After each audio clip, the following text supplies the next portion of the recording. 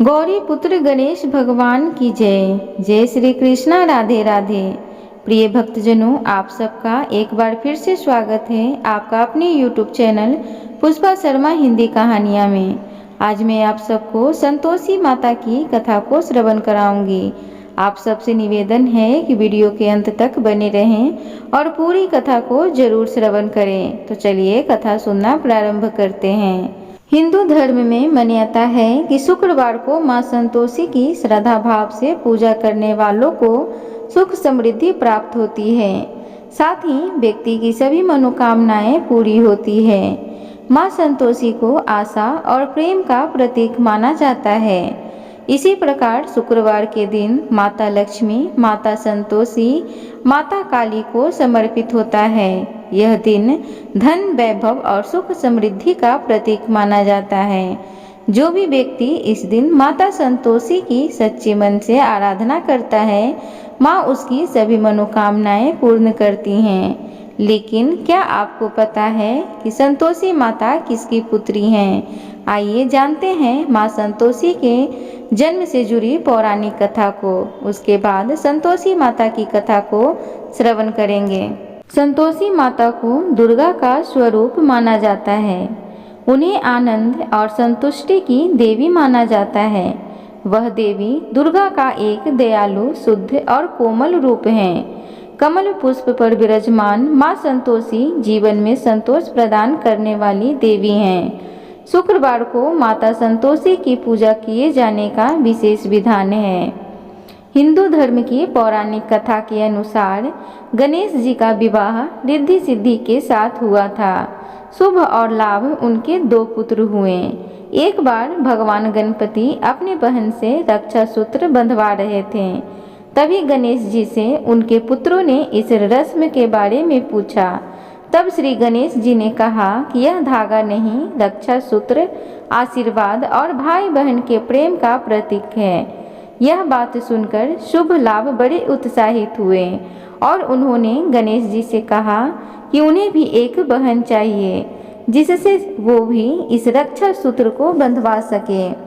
शुभ लाभ की इस मनोकामना को पूरी करने के लिए भगवान श्री गणेश ने अपनी शक्तियों से एक ज्योति उत्पन्न की और दोनों पत्नियों रिद्धि सिद्धि की आत्मशक्ति के साथ उसे सम्मिलित कर लिया। इस ज्योति ने कुछ देर बाद एक कन्या का रूप ले लिया, जिसका नाम संतोषी रखा गया। तब से उस कन्या को संतोषी माता के नाम से जाना जाता है। संतोषी माता का जन्म शुक्रवार के दिन हुआ था। इस कारण से उनकी पूजा और व्रत शुक्रवार के दिन ही किया जाता है। शुक्रवार के दिन माता संतोषी की पूजा अर्चना करने से माता प्रसन्न होती हैं। सिर्फ यही नहीं, जो भक्त माता संतोषी की पूजा विधि पूर्वक करते हैं, उनके घर में सुख समृद्धि भी आती है। माना जाता है कि अविवाहित कन्याएं अगर संतोषी माता का व्रत करें तो माँ की कृपा से उन्हें सुयोग वर मिलता है। तो आइए अब हम सब संतोषी माता की कथा को बड़े भाव के साथ श्रवण करेंगे। एक बुढ़िया थी, उसके 7 बेटे थे। 6 कमाने वाले थे जबकि एक निकम्मा था। बुढ़िया 6 बेटों को रसोई बनाती और भोजन कराती और उनसे जो कुछ भी जूठन बचता वह 7वें बेटे को दे देती। एक दिन वह पत्नी से बोला, देखो मेरी माँ को मुझ पर कितना प्रेम है। वह बोली, क्यों नहीं, सबका जूठन जो तुमको खिलाती है। वह बोला, ऐसा नहीं हो सकता, मैं जब तक अपनी आंखों से नहीं देख लूं मान नहीं सकता। बहू हंसकर बोली, देख लोगे तब तो मानोगे। कुछ दिन बाद त्योहार आया। घर में 7 प्रकार के भोजन और चूरमे के लड्डू बने। वह जांचने को सिर दुखने का बहाना बनाकर पतला वस्त्र सिर पर ओढ़कर रसोई में जाकर सो गया। वह कपड़े में से सब देखता रहा। 6 भाई भोजन करने आए। उसने देखा माँ ने उनके लिए सुंदर आसन बिछाए, नाना प्रकार की रसोई परोसी और आग्रह कर करके उन्हें जमाया। वह सब देखता रहा। 6 भोजन करके उठे तब माँ ने उनकी जूठन थालियों में से एक लड्डू के टुकड़े उठाकर एक लड्डू बनाया। जूठन साफ कर बुढ़िया माँ ने उसे पुकारा, बेटा छहो भाई भोजन कर कर चले गए हैं, अब तू ही बाकी है, उठ तू कब खाएगा। वह कहने लगा, माँ मुझे भोजन नहीं करना, मैं अब प्रदेश जा रहा हूँ। माँ ने कहा, कल जाता हो तो आज ही चला जा। वह बोला, हाँ आज ही जा रहा हूँ। यह कहकर वह घर से निकल गया। चलते समय पत्नी की याद आई। वह गौशाला में कंडे यानी कि उपले थाप रही थी। वहाँ जाकर बोला, हम जावे परदेश, आवेंगे कुछ काल, तुम रहियो संतोष से, धर्म अपनो पाल। वह बोली, जाओ पिया आनंद से, हमारो सोच हटाए, राम भरोसे हम रहें, ईश्वर तुम्हें सहाय। दो निशानी आपन देख, धरू मैं धीर, सुधी मति हमारी, बिसराइयो रखियो मन गंभीर। वह बोला, मेरे पास तो कुछ नहीं है, यह अंगूठी है, सो लो और अपनी कुछ निशानी मुझे दे दो। वह बोली, मेरे पास क्या है, यह गोबर भरा हाथ है। यह कहकर उसकी पीठ पर गोबर के हाथ की थाप मार दी। वह चल दिया। चलते चलते दूर देश पहुंचा। वहाँ एक साहूकार की दुकान थी। वहाँ जाकर कहने लगा, भाई मुझे नौकरी पर रख लो। साहूकार को जरूरत थी। वह बोला, रह जा। लड़के ने पूछा, तनख्वाह क्या दोगे? साहूकार ने कहा, काम देखकर दाम मिलेंगे। साहूकार की नौकरी मिली। वह सुबह 7 बजे से 10 बजे तक नौकरी करने लगा। कुछ दिनों में दुकान का सारा लेन देन, हिसाब किताब, ग्राहकों को माल बेचना, सारा काम करने लगा। साहूकार के 7-8 नौकर थे। वे सब चक्कर खाने लगे। यह तो बहुत होशियार बन गया।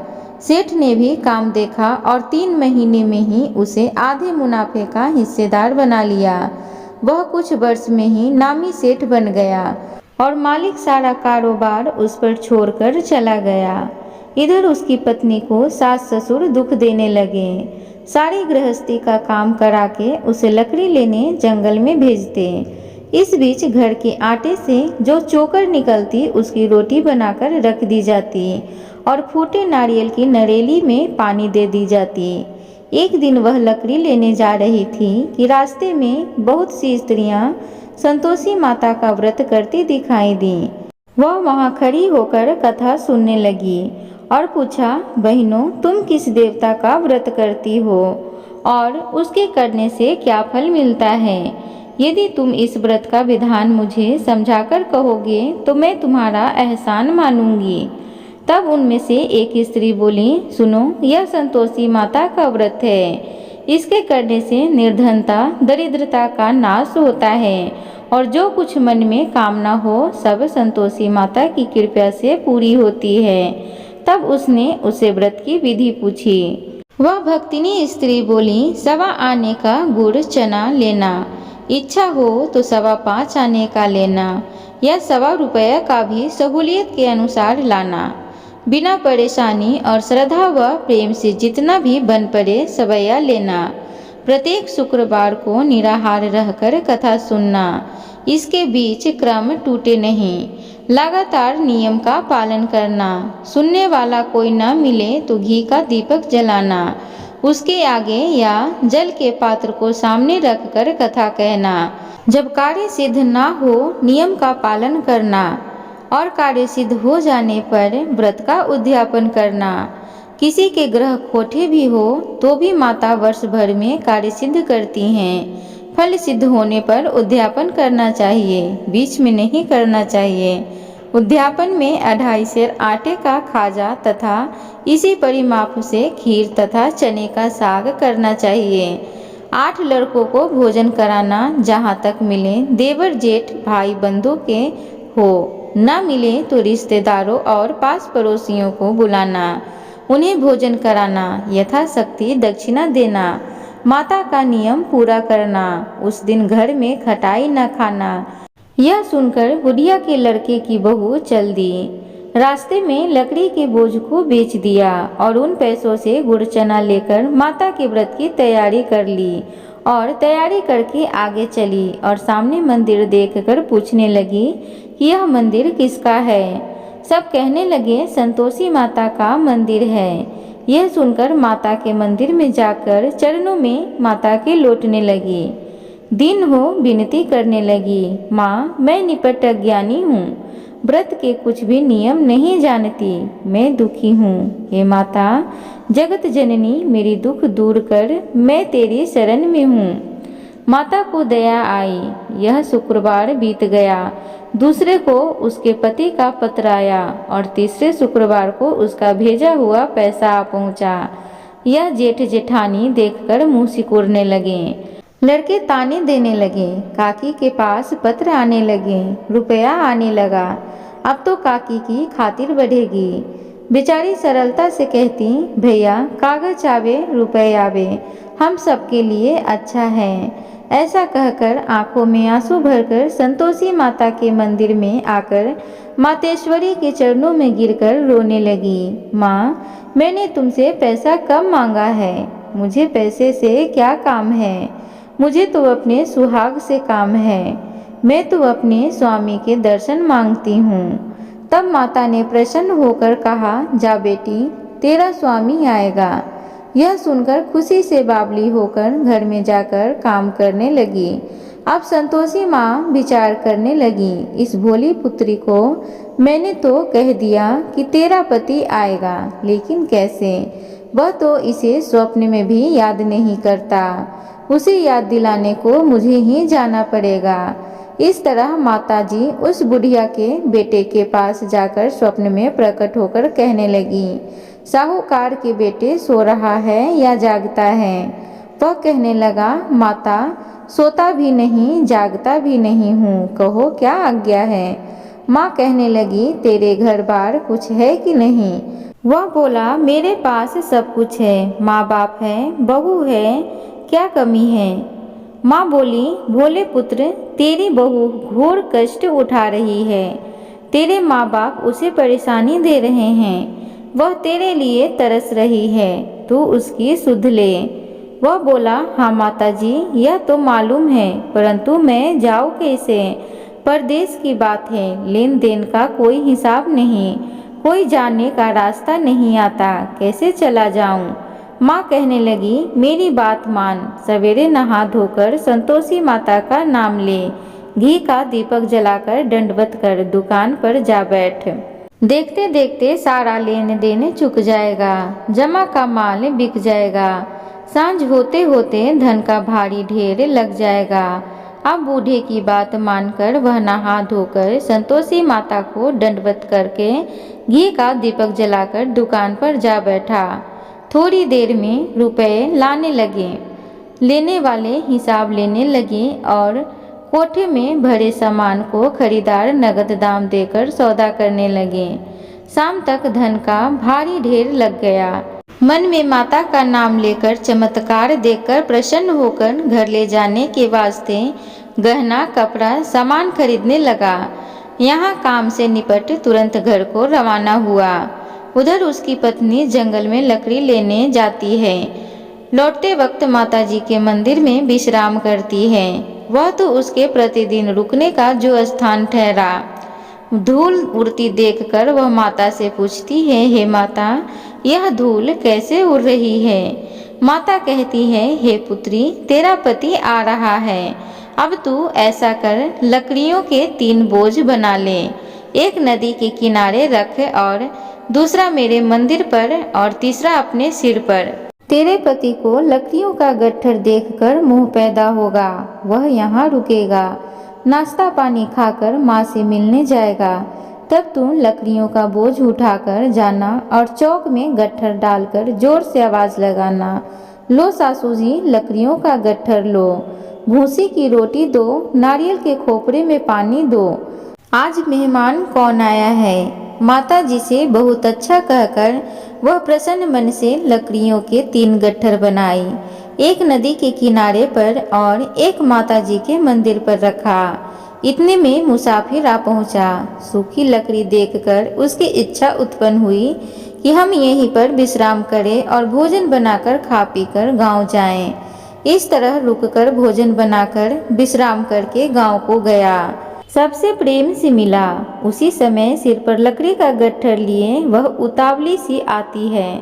लकड़ियों का भारी बोझ आंगन में डालकर जोर से 3 बार आवाज देती है। लो सासू जी, लकड़ियों का गट्ठर लो, भूसी की रोटी दो, आज मेहमान कौन आया है। यह सुनकर उसकी सास बाहर आकर अपने दिए हुए कष्टों को भुलाने हेतु कहती है, बहू ऐसा क्यों कहती है, तेरा मालिक ही तो आया है। आप बैठ, मीठा भात खा, भोजन कर, कपड़े गहने पहन। उसकी आवाज़ सुन उसका पति बाहर आता है। अंगूठी देखकर व्याकुल हो जाता है। माँ से पूछता है, माँ यह कौन है। माँ बोली, बेटा यह तेरी बहू है। जब से तू गया है तब से सारे गांव में भटकती फिरती है, घर का काम काज कुछ नहीं करती, 4 पहर आकर खाना खा जाती है। वह बोला, ठीक है माँ, मैंने इसे भी देखा और तुझे भी। अब दूसरे घर की चाबी दो, उसमें रहूँगा। माँ बोली, ठीक है, जैसी तेरी मर्जी। तब वह दूसरे मकान की तीसरे मंजिल का कमरा खोला, सारा सामान जमाया। एक दिन में राजा के महल जैसा ठाट बाट बन गया।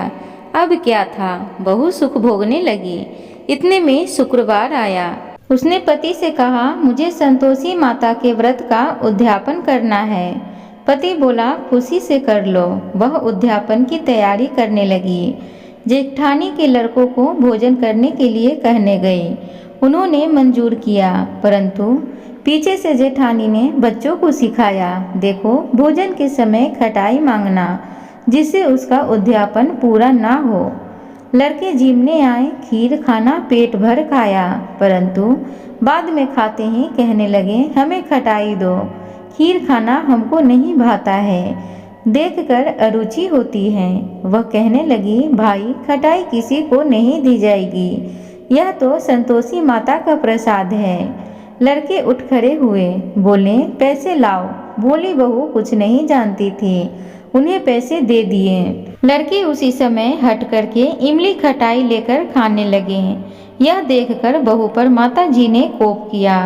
राजा के दूत उसके पति को पकड़कर ले गए। जेठ जेठानी मन माने वचन कहने लगे, लूट लूट कर धन इकट्ठा करके लाया है, अब सब मालूम पड़ जाएगा जब जेल की मार खाएगा।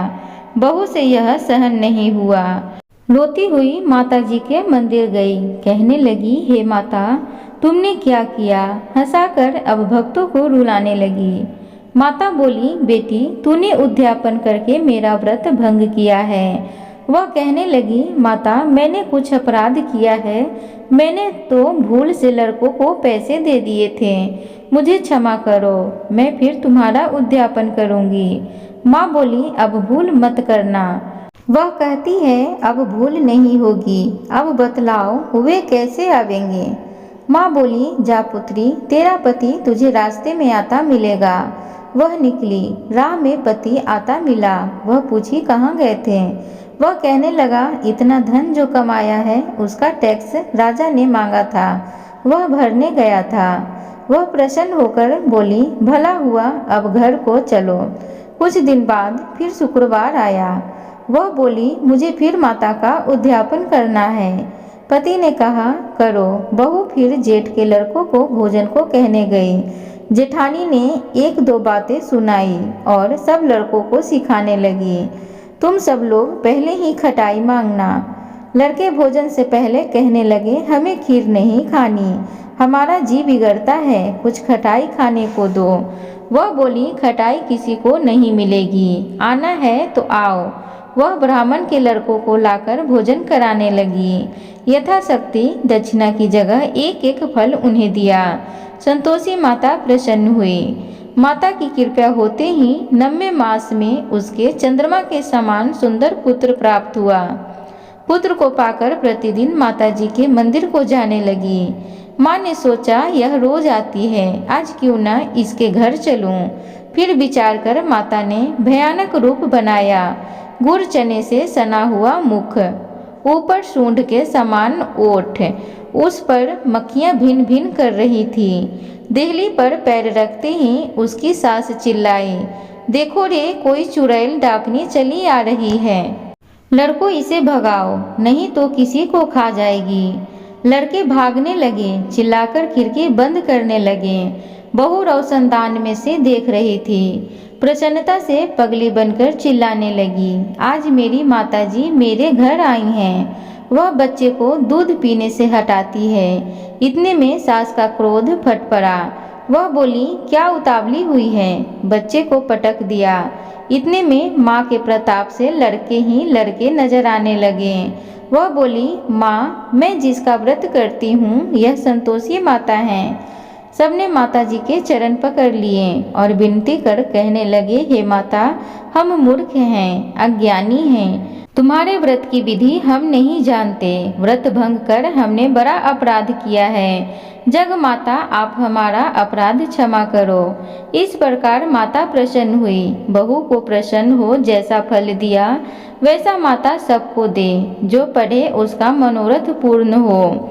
बोलो संतोषी माता की जय। प्रिय भक्तगणों, तो इस प्रकार संतोषी माता की व्रत कथा थी। उम्मीद करूंगी आज की आप सबको ये कथा अच्छी लगी हो। तो कृपया करके चैनल को सब्सक्राइब करें, वीडियो को लाइक करें, कमेंट बॉक्स में जय संतोषी माता जरूर लिखें। धन्यवाद।